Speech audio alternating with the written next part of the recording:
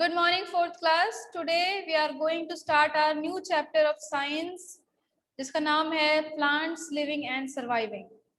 Plants living and surviving से आपका क्या मतलब है कि जितने भी आपके प्लांट्स हैं कैसे वो जीते हैं, कैसे वो सर्वाइव करते हैं, क्या उनका तरीका है रहने का, ये पता चलेगा हमें इस चैप्टर में. तो क्या पढ़ेंगे इसमें? लर्निंग ऑब्जेक्टिव क्या क्या है? Describe the needs for and importance of adaptation in plants. तो क्या क्या उनकी जरूरतें हैं और क्या क्या है उनकी अडेप्टेशन इन प्लांट्स, ये पढ़ेंगे इसमें. फिर पढ़ेंगे हम classify plants according to their habitat. According to their habitat मतलब रहने की जगह. हैबिटेट मतलब क्या होता है? उनका घर. घर, ठीक है. उनका घर जो होता है हैबिटेट को बोलते हैं घर. तो अकॉर्डिंग टू देयर हैबिटेट हम क्या करेंगे? प्लांट्स को क्लासिफाई करेंगे इस चैप्टर में. देखिए सबसे पहले आपको एक छोटी सी वार्म अप एक्सरसाइज दी हुई है. वार्म अप एक्सरसाइज में आपको क्या करना है? इसमें आपको देखना है कि कौन सा प्लांट कौन सी जगह पर रहता है. सबसे पहला आपको दिया है और रोज फ्लावर. रोज फ्लावर आपका रहता है प्लेन्स में. सभी बच्चे इसके आगे प्लेन्स लिख लेंगे अपने ब्लैंक में. प्लेन्स लिख लीजिए सभी बच्चे. नेक्स्ट आपको दिया है डेजर्ट, सॉरी नेक्स्ट आपको दिया है कैक्टस. कैक्टस कहाँ पाया जाता है आपका? डेजर्ट में. सभी बच्चे डेजर्ट लिख लेंगे उसके आगे. And a water lily is found in water. एक वाटर लिली हमेशा पानी में पाया जाता है. ठीक है, सभी बच्चों का हो गया ये? थम्स अप करके बताइए सभी बच्चों का हो गया ये? ओके, ठीक है. तो सभी बच्चे क्या करेंगे अब? ये अपनी एक्सरसाइज जिनका रह गया है, कोई बात नहीं, रह गया तो कोई दिक्कत नहीं है. मैं आपको जब ये पीडीएफ सेंड करूंगी ग्रुप में तो आप लोग वहां से देख के कर सकते हैं. जिनका हो गया है वेल एंड गुड. ओके, तो let's start the chapter. First is your introduction. Introduction में सबसे पहले आपको क्या लिखा हुआ है? Plants grow in different places. तो आपके डिफरेंट प्लांट्स क्या करते हैं? डिफरेंट प्लेसेस में ग्रो करते हैं. They can found in desert, plains, sea shores, snow covered mountains etcetera. तो कहाँ कहाँ पाए जाते हैं? रेगिस्तान में पाए जाते हैं, प्लेन्स में, सी शोर मतलब जहाँ पे समुद्र बहुत ज्यादा होते हैं, रिवर वगैरह होती है वहां, और ऐसी जगह जहाँ पे स्नो कवर्ड माउंटेन्स होते हैं. ठीक है. A natural home of a plant or an animal is called habitat. A natural home, ऐसा घर जो नेचर के वहां से उनको मिला हो, जैसे कि जंगल, ठीक है, जंगल वगैरह, या फिर कोई जैसे जमीन के अंदर गड्ढा बना के रहते हैं, जैसे स्नेक्स वगैरह बिल बना के रहते हैं. ये सब क्या है? नेचुरल होम्स हैं. तो ऐसे नेचुरल होम्स जो प्लांट और एनिमल्स को मिलते हैं उन्हें क्या बोला जाता है? हैबिटेट बोला जाता है. ओके, हैबिटेट बोला जाता है. Conditions like weather and soil of a place determines the survival and growth of the plant. तो जो भी आपकी कंडीशंस होती है, जैसे कि वेदर, वेदर मतलब क्या होता है? आपका मौसम. ठीक है. एंड सॉइल, तो सॉइल, ये सारी प्लेसेस क्या करते हैं? ये सब क्या है? कंडीशंस होती है जिससे हमें पता चलता है कि प्लांट्स कैसे ग्रो करेगा और कैसे सर्वाइव करेगा. ओके, क्लियर हुआ इतना सही बच्चों को इंट्रोडक्शन? नेक्स्ट देखेंगे. Plants develop special features that help them to live successfully in their unique surroundings. तो सारे जितने भी प्लांट्स होते हैं वो अलग अलग सराउंडिंग्स में रहते हैं. तो उनके जो स्पेशल फीचर्स होते हैं, मेरे साथ साथ अंडरलाइन करते जाएंगे. जहां जहां अंडरलाइन हो रहा है वहां वहां आप लोग भी अंडरलाइन करते जाएंगे अपने बुक्स में. जो जो स्पेशल फीचर्स हैं वो क्या करते हैं? उन्हें हेल्प करते हैं to live successfully in their unique surroundings. तो जो आपका ये प्रोसेस होता है, this process of being adjustable, adjust to new environment is called adaptation. ठीक है. ऐसा प्रोसेस जिसके अंदर क्या करते हैं हम? न्यू जो आपके एनवायरनमेंट है उसमें रहने के लिए अपने आप को तैयार कर लेते हैं, अपने आप को एडजस्ट कर लेते हैं उस जगह में. तो क्या बोलते हैं उसे? अडेप्टेशन बोलते हैं. All living things including plants possesses the ability to survive in their habitats. तो जितने भी आपके प्लांट्स हैं इंक्लूडिंग सारे लिविंग ऑर्गेनिजम्स, उसमें क्या होती है? एक एबिलिटी होती है सरवाइव करने की in their habitats. Okay, next is your adaptation in plants. तो तो क्या अडेप्टेशन इन प्लांट्स जो है वो आपके दो तरीके से होती है. मतलब प्लांट्स जो है वो आपके दो तरीके से रहते हैं. फर्स्ट जो होते हैं आपके जो लैंड पर ग्रो करते हैं उन्हें क्या बोलते हैं? Terrestrial animals. जो लैंड पर रहते हैं उन्हें बोलते हैं टेरेस्ट्रियल एलिमेंट्स, और जो प्लांट्स आपके वाटर में ग्रो करते हैं उन्हें बोलते हैं एक्वेटिक प्लांट्स। ठीक है, जो प्लांट्स आपके लैंड पे ग्रो करते हैं उन्हें बोलते हैं टेरेस्ट्रियल, और जो पानी में मतलब वाटर में ग्रो करते हैं उन्हें क्या बोलते हैं? एक्वेटिक बोलते हैं। ठीक है, क्या बोलते हैं उन्हें? एक्वेटिक। ये दोनों टर्म्स सारे बच्चे याद रखेंगे, टेरेस्ट्रियल एंड एक्वेटिक। ठीक है, फिर उसके बाद देखते हैं टेरेस्ट्रियल एनिमल्स। अब देखिए टेरेस्ट्रियल एनिमल्स के बेसिस पर हमने क्या किया है, इसका एक फ्लो चार्ट बनाया है। फ्लो चार्ट मतलब देखिए टेरेस्ट्रियल में डेजर्ट आते हैं, आपके मार्शेस आते हैं, माउंटेन और हिल्स आते हैं, plains, forest, grassland, coastal areas.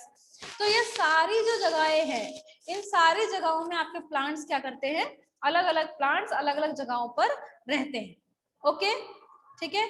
तो सबसे पहले आपका आता है plants that grow in desert. तो ऐसे प्लांट्स जो कहाँ ग्रो करते हैं? आपके डेजर्ट में ग्रो करते हैं। सबसे पहले हम पढ़ेंगे उन्हीं के बारे में।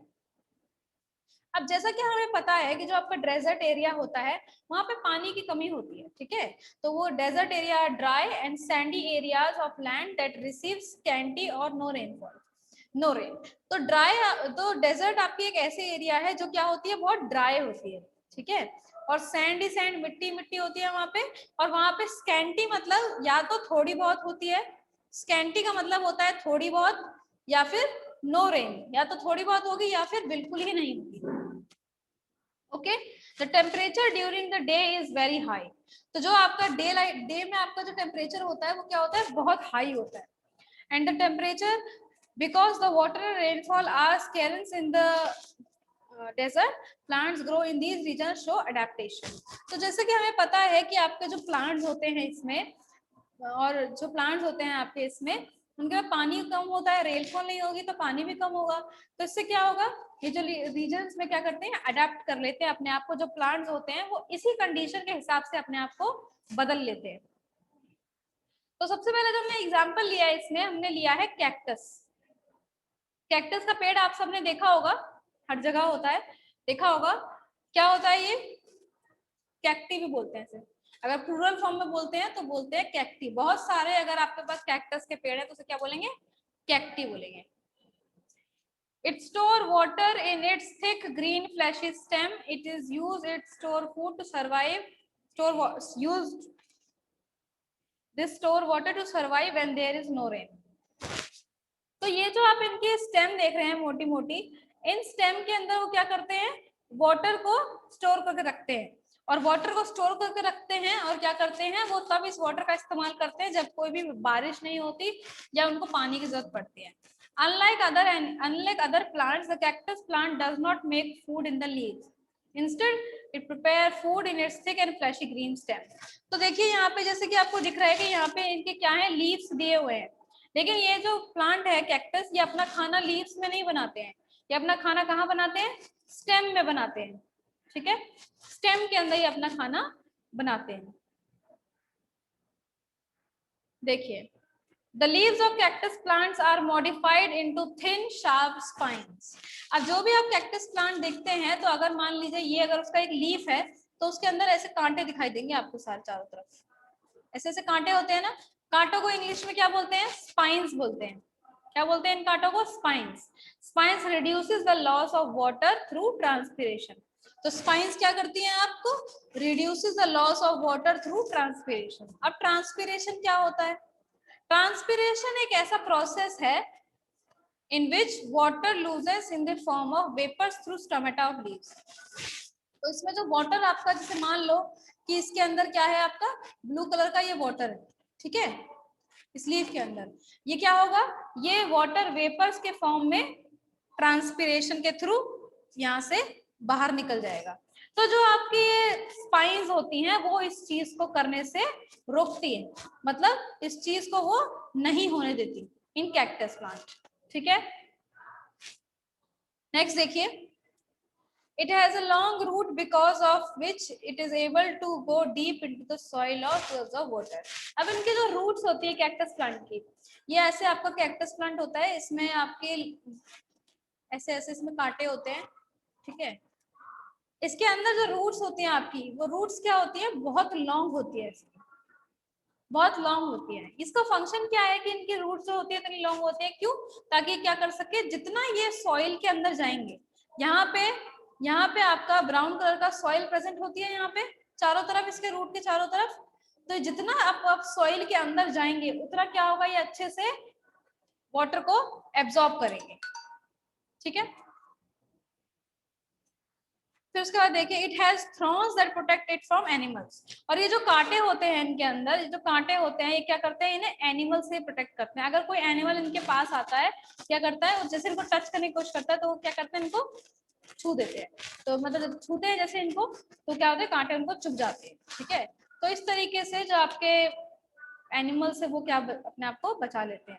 Beside cactus, other plants namely बबूल, कीकर, मार्क कर लीजिए सभी बच्चे, बबूल, कीकर, acacia and date palm are also commonly found in desert. तो ऐसे और भी अलग बहुत सारे आपके प्लांट्स हैं जो कहाँ पाए जाते हैं, आपके डेजर्ट्स में पाए जाते हैं।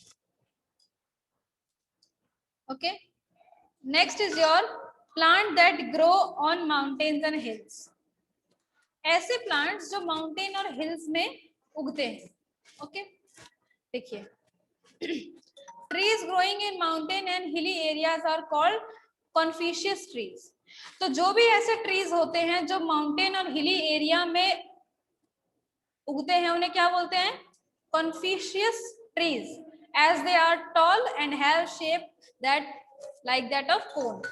अब देखिए, ये जो आपको यहाँ पे दिखाया हुआ है कॉन शेप माउंटेन प्लांट्स, देखिए कैसे होते हैं, ये ऐसे ट्राइंगल के शेप में होते हैं पेड़, और ऐसे नीचे डंडे, जैसे आपको क्रिसमस ट्री होता है, क्रिसमस ट्री देखा है ना सबने, कैसे ट्राइंगल शेप का होता है, उसी तरीके के आपके माउंटेन्स में और हिल्स में जो ट्रीज होते हैं वो ऐसे ही होते हैं, ठीक है।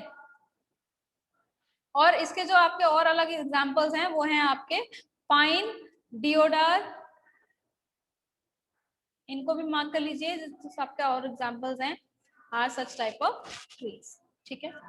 Then plants grow in mountain and hilly have adapted a number of special ways in order to cope up with their environment। तो ये जो आपके जितने भी आपके प्लांट्स हैं जो हिली एरियाज में होते हैं, ये भी अपने आप को वहां के एनवायरनमेंट के हिसाब से क्या करते हैं, बदल लेते हैं। तो अपने आप से बदलने की वजह से तो क्या क्या होता है इनके में, conical shape of these trees helps snow to slide over these branches। In this way, these trees growing in hilly areas are able to survive in old conditions। Cold conditions। अब क्या होते हैं, देखिए इधर सभी बच्चे, ये जो ट्राइंगल शेप की होती है, ट्राइंगल शेप की क्यों होती है, इसका कारण होगा कोई, क्यों होती है, क्योंकि जो भी आपके माउंटेन और हिली एरिया होते हैं वहां पे क्या होता है, वहां पे बहुत ज्यादा बर्फ पड़ती है, बर्फ पड़ती है यहाँ पे बहुत ज्यादा। देखिए आपको ये व्हाइट व्हाइट पोर्शन दिखा रही हूँ मैं बना के, ठीक है। तो ये क्या होता है, इसमें बर्फ पड़ती है, अगर ये बर्फ इसके ऊपर जम जाएगी, अगर ये बर्फ आपके इस ट्री के ऊपर जम जाएगी, तो योर ट्री विल डाई, मर जाएगा वो ट्री। तो इसीलिए इसे ऐसे ट्राइंगल शेप का बनाया जाता है कि अगर यहाँ पे कोई बर्फ पड़ती है तो बर्फ स्लाइड होके नीचे गिर जाती है ऐसे। समझ आया सभी बच्चों को, थम्स अप करके समझा बताइए सभी बच्चे अगर सबको समझ आ गया है तो, ठीक है। क्या होता है, ट्राइंगल शेप से वो नीचे स्लाइड होकर सारी बर्फ नीचे गिर जाती है, ऊपर नहीं रुकती, ठीक है। The leaves of these trees are needle-like and have waxy coating that prevent from any damage from snow and also have a conservation of water। तो इनके जो leaves होती हैं उसमें क्या होते हैं, needle-like, इनकी जो trees जो होती है इनकी, वो क्या होती है, needle-like होती है, ऐसे ऐसे ऐसे ट्री ऐसे ऐसे होती हैं। यहाँ ऊपर आपको एक ऐसा फोटो में दिखाया हुआ है, ये देखिए लीव्स ऑफ माउंटेनियस प्लांट्स, देखो इनकी लीव्स कैसे दिखाई है आपको, नीडल की शेप में है, ये देखिए है ना, नीडल की शेप में। तो इससे क्या होता है, नीडल की शेप में होने से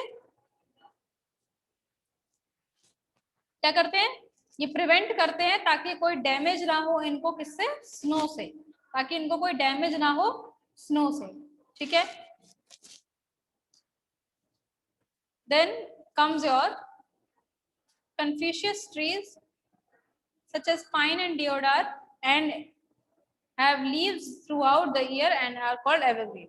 तो कुछ आपके ऐसे कन्फेशियस ट्रीज होते हैं जिनके जो लीव्स हैं वो थ्रू आउट द ईयर क्या रहते हैं, ग्रीन रहते हैं, मतलब कभी भी वो मरते नहीं है। तो ऐसे जो प्लांट्स होते हैं उन्हें क्या बोलते हैं, एवरग्रीन ट्रीज बोलते हैं। Trees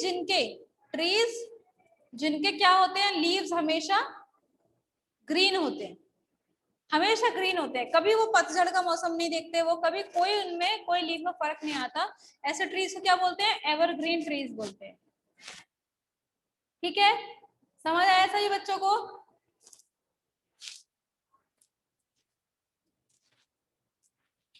Then comes